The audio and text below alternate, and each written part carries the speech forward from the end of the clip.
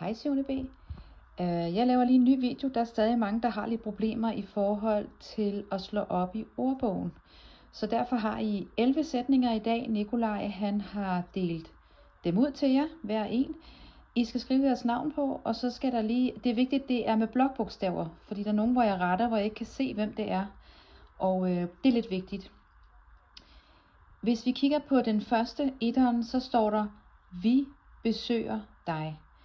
Og det første jeg gør, det er, at jeg skriver besøger herinde. Bum, Karla. Og at besøge, altså mit udsagnsord, det er meget vigtigt, der står VB, og det ikke bliver et besøg, for eksempel. Så er vi nede i noget substantiv, et navneord. Jeg kan se, det hedder besuchen. Jeg går i bøjningsskemaet her. Dingeling. Sådan. Så kommer jeg ind i bøjningsskemaet, og jeg er i nutid. Det er den første, der er der. Og så spørger bøjningsskemaet mig, jeg vil gerne hjælpe dig, men hvem er det, der besøger? Det gør vi. Jeg har fortalt jer, at de første 3, det er dem her.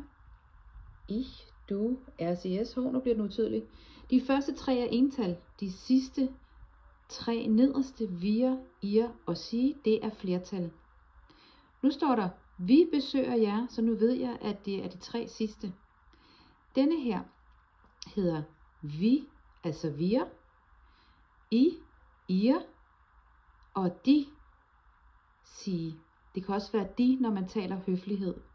Ja, men vi besøger jer. Jeg kigger under wir, og så står der wir besuchen. Og så skal jeg bare ind i ordbogen og finde dig. Sådan arbejder vi stille og roligt derhen af. Og bum, jeg skal lige finde ud af det her. Ja, jeg skriver dig. D-I-G. Sådan. Og jeg får dich. Der. Den skal I ikke slå op. Den hedder bare dig. Okay? Så går vi videre til den næste. Hun viser vej. Godt. Jeg starter med udsagnsordet. Viser. Det gør jeg altid. Viser. Ja. Sådan, og nu skal jeg passe på, fordi lige heroppe, der står der SB, det er et navnord, altså en viser på et ord. Det er ikke det, jeg er interesseret i. Jeg går ned til VB. Det er stadigvæk der. Der står den, kan I se det? VB udsagnsord. Jeg klikker nede på bøjningsskemaet. Bum. Og jeg går selvfølgelig nutid, for jeg har kun nutids sætninger for i dag. Hvem er det, der viser vej, spørger bøjningsskemaet mig. Det gør hun. Okay, jeg ved, det er en af de 3 første, fordi det er ental. Jeg viser vej. Nej. Du viser vej. Nej. Han. Nej. Hun. Ja. Viser. Sie zeigt. Sie zeigt. Der.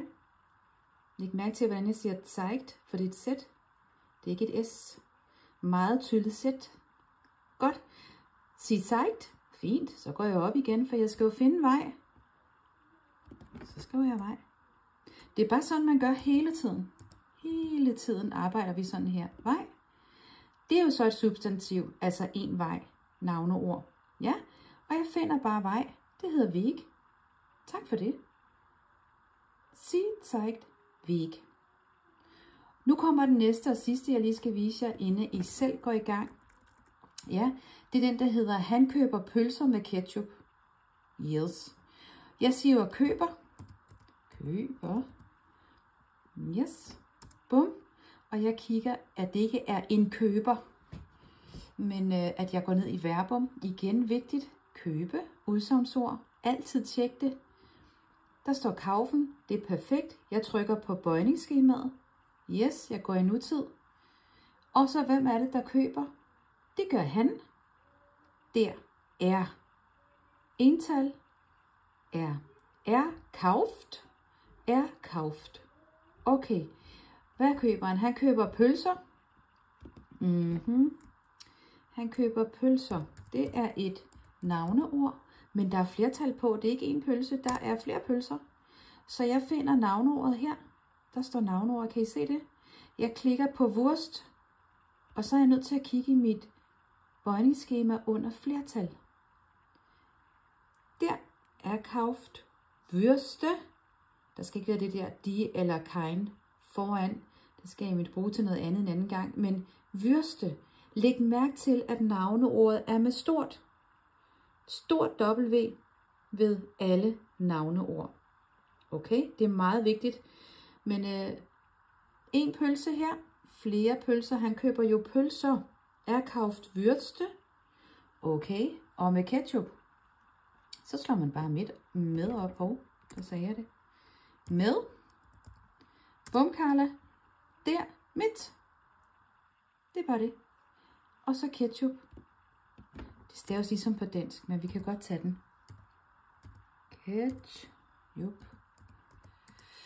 Yes, og en ketchup. Det eneste der er, det skal stå med stort. Stort K, en ketchup. Yes. Nu slipper jeg jer fri. Det næste, der skal være, det er, de maler. Så nu slår I maler op og passer på, at det ikke bliver substantiv, altså et navnord, en maler. Men I kigger på VB. Det er meget vigtigt. Det er et udsagnsord at male. Så klikker I derinde, og så spørger bøjningsskemaet, hvem er det, der maler? Det er de, der er flertal. Så nu bliver det de 3 sidste, I skal kigge på. Der er vi, der er ir, de, der er wir, det er vi. Der er ir, det er I, og så er der de, sige. Okay? Det skal I altid lige huske, når jeg ikke lige klumper rundt i det her. Yes. Men jeg slipper jer løs nu, og så husker I det her. Jeg har rettet jo jeres opgaver, og I kan se, at der er nogle fejl enkelte steder. Derfor har vi den lige igen. Jeg vil gerne have alle med, og alle forstår det, inden vi går videre til det næste, I skal lære om. Så rigtig god arbejdslyst. I skal aflevere til mig igen. Jeg skal se, hvordan det går. Og så får I det tilbage igen af Nikolaj, ligesom i dag. Yes, god fornøjelse. Hej hej.